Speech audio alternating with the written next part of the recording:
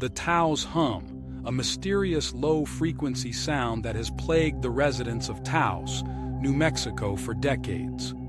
Described as a persistent, low-pitched noise that can only be heard by a small percentage of the population, the source of this enigmatic hum remains unknown. Scientists have conducted numerous studies and investigations, yet no definitive explanation has been found. Some theories suggest it could be caused by geological processes, while others point to possible man-made sources such as industrial machinery or military operations. Despite the efforts to uncover the truth behind the Taos Hum, it continues to elude researchers, leaving the residents of Taos with a constant, unexplained noise that haunts their daily lives.